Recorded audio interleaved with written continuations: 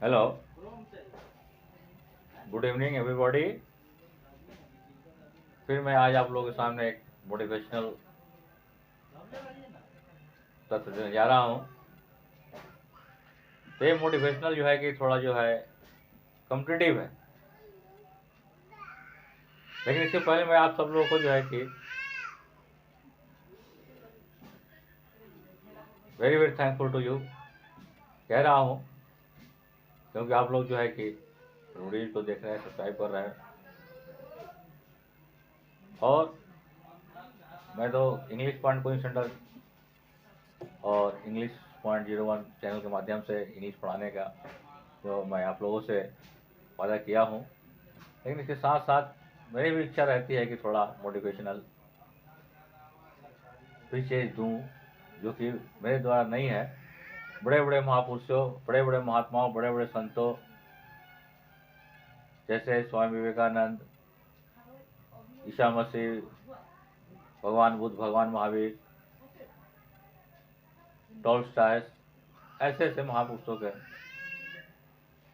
जिसमें जितने भी आप लोग सब्सक्राइबर्स व्यूवर्स हैं, सबको मैं फिर once again I am saying thank you to you all. तो आज का जो शीर्षक है वो शीर्षक है गजब का कि पासा पलट गया।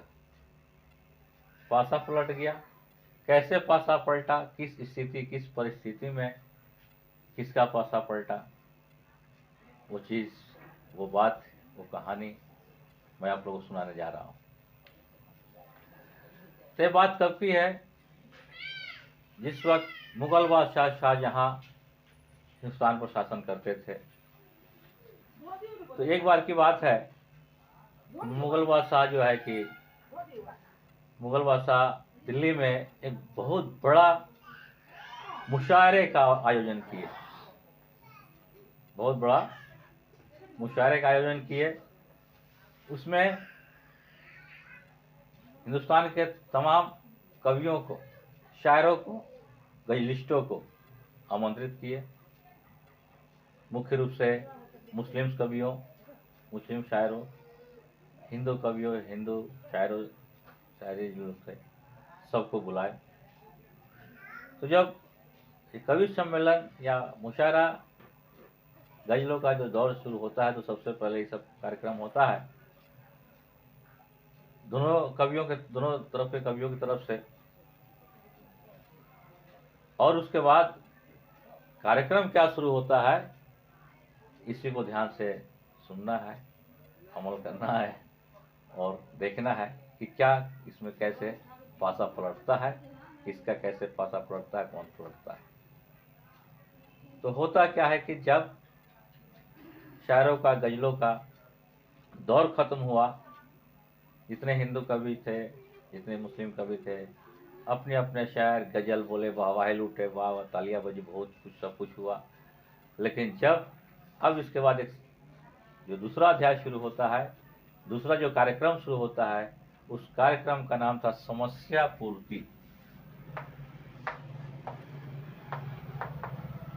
समस्या पूर्ति। तो इस समस्या पूर्ति में क्या था? इस समस्या पूर्ति में था कि हिंदू कवि हो या मुस्लिम कवि हो, कोई एक लाइन या दो लाइन दोहा या शायर बोलेंगे, किस तरह से, किस रूप में, क्वेश्चन के रूप में, प्रश्न के रूप में बोलेंगे, और उसका जवाब दूसरे पक्ष को देना है। उसका जवाब दूसरे पक्ष को देना है, नहीं तो हार मानी जाएगी उनकी। तो होता क्या है कि एक मुस्लिम कवि एक लाइन शायर बोलते हैं। क्या शायर बोलते हैं कि काफिर है वो दुनिया में जो बंदे नहीं इस्लाम के। क्या उनकी लाइन होती है गजल की, शायर की? शायर की क्या लाइन होती है, पंक्तियां, कि काफिर है वो दुनिया में जो बंदे नहीं इस्लाम के। अब इसका जवाब हिंदू कवि को देना था। अगर जवाब नहीं देते तो एक तो हार मानी ही जाती और इस्लाम के अनुयायी माने जाते। अब इस वजह से हिंदू कवियों में खलबली मच गई कि भाई इसका जवाब देना है। इस समस्या का जो जवाब है वो देना है। परीक्षा में प्रश्न पूछे जाते हैं तो उसका तो जवाब सही होना चाहिए, तब तो नंबर मिलेंगे और आप पास करेंगे। तो वो लाइन बताए, बोले मुस्लिम कवि कि काफिर है वो दुनिया में जो बंधन है इस्लाम के, जो इस्लाम को मानने वाले नहीं हैं, इस्लाम धर्म को मानने वाले नहीं हैं, वो काफिर है। ये उनकी शायर की लाइन पंक्ति थी। तो हिंदू कवियों में तो खलबली मच गया भाई कि इसका आंसर, इसका जवाब क्या होना चाहिए। ये तो बहुत उल्टा, बहुत ठीक ढंग का ये शायर नहीं है, यानी कि ये दूसरे को बेइज्जत करने वाली बात। तो अब हिंदू कवि खलबली मच गई, यहाँ तक कि कितने हिंदू कवि जो मंच छोड़ने को तैयार हो गए। ये सब क्या है, ये सब क्या है, ये कैसा जो शायर है, ये कैसा समस्या पूर्ति की जो है कि बोला गया। पूरे मंच पर खलबली मच गई, हिंदू कवि मंच छोड़ने को तैयार हो गए। तब तक, क्योंकि हिंदू कवि तो अपने आप में देखे कि भाई इसका जवाब कैसे दिया जाए, क्या दिया जाए। तब तक अचानक जगन्नाथ पंडित खड़े होते हैं। क्या नाम मैंने बोला? जगन्नाथ पंडित खड़े होते हैं और उस शोर शराबे के बीच जब ऊंची आवाज में गरज कर जब वो अपनी दोहा रखते हैं, अपनी 2 लाइन की पंक्ति जब रखते हैं, तब क्या होता है वो देखिए। वो सिचुएशन, वो स्थिति, वो परिस्थिति क्या होती है। और वो 2 लाइन जो शायर बोलते हैं, 2 लाइन शायर क्या है जरा गौर फरमाइएगा। बोलते क्या है जगन्नाथ पंडित जी कि इस देखिए, इस इस्लाम को लिखा है, इस्लाम जो मुस्लिम धर्म का जो नाम जो इस्लाम धर्म, और ये इस लाम ला है अलग।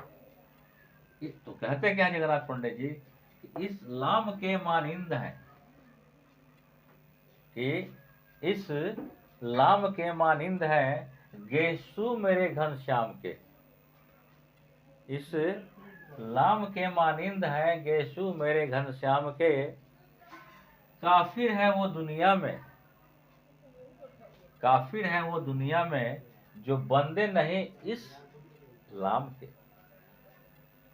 जगन्नाथ पंडित की पंक्तियां थी कि काफिर है, कि क्या पंक्तियां थी, इस्लाम के मानिंद है गैसू मेरे घनश्याम के, काफिर है वो दुनिया में जो बंदे नहीं इस्लाम के।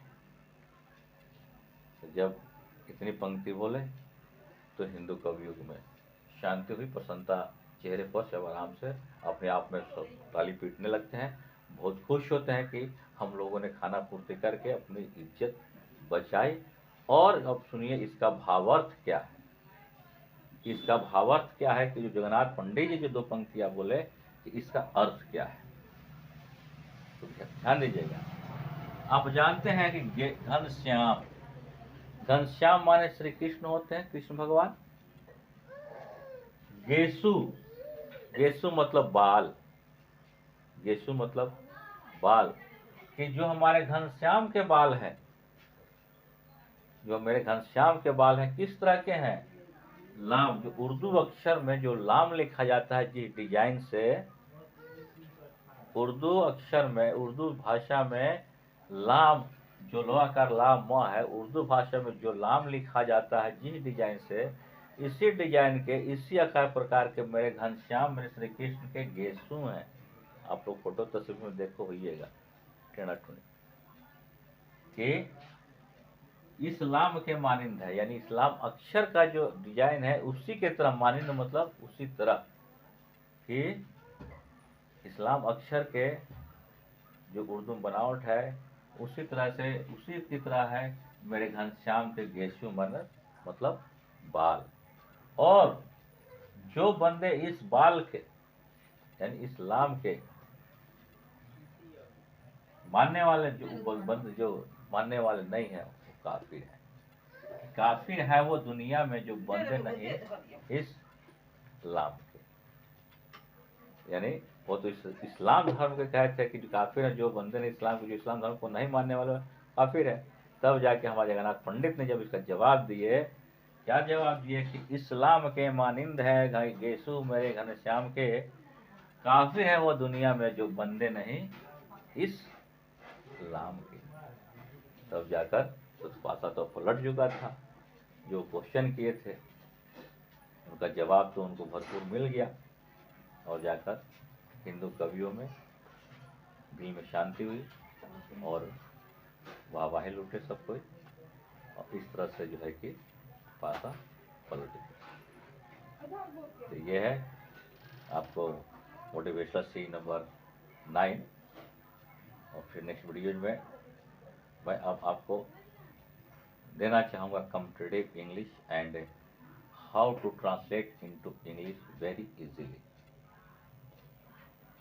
विशेष कुछ कहने की जरूरत नहीं है, बस यही कहूँगा कि ऐसे मोटिवेशनल सीरीज देखिए, मनोरंजन करते रहिए, ज्ञान अर्जित करते रहिए और अपने भविष्य को उज्जवल बनाइए।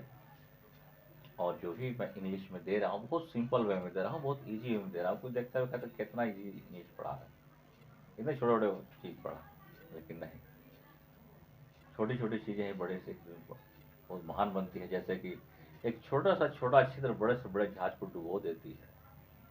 अगर जहाज में जो पानी जहाज है उसमें कहीं छोटा सा छिद्र हो जाए तो एक वक्त आएगा कि उस बड़े जहाज को डुबो देगी। कैसे डुबो देगी? क्योंकि इतना विशाल जहाज है, इतना बड़ा जहाज है, उसमें छोटा छिद्र हो जाए छोटा सा, तो उसको खोजने में पूरा इंजीनियर का दिमाग खराब। खोजते खोजते ही उसमें समुद्र का इतना पानी भर जाएगा धीरे धीरे करते करते कि एक वक्त ऐसा आएगा कि पूरा जहाज पानी से लबालब हो जाएगा और जहाज डूब जाएगा। कि जो कि मैंने भी पढ़ा 6, 7, 8, 9 में, आप लोग भी पढ़े होंगे कि एक छोटी छिद्र बड़े से बड़े जहाज को डुबो देती है। उसी तरह से छोटी चीज को मिलाकर ये विशाल मिट्टी के जो पाउडर रूपी को इकट्ठा करके इसको गीला करके एक ईंट बनाते हैं, एक ईंट से एक दीवार बनाते हैं, और एक दीवार से एक कमरा, एक रूम बनाते, कई दीवार को मिलाकर बनाते हैं, और एक रूम बनता है, कई रूम को मिलाकर एक महल, एक मकान तैयार होता है। इसलिए छोटे से छोटी चीज़ को छोटी चीज़ नहीं समझनी है। ये नहीं समझना है कि मैं कितना छोटा से छोटा इंग्लिश पढ़ा रहा हूँ का मतलब नहीं, बशर्ते कि इसको अमल करने की जरूरत है। देखिए आप अच्छी इंग्लिश सीख जाइएगा। और इसी तरह से मोटिवेशनल सीरीज में हर 1-2 एपिसोड के बाद, हर 2 इंग्लिश एपिसोड के बाद मोटिवेशनल सीरीज आपको ऐसा देता रहूँगा। Wish you good luck, good night.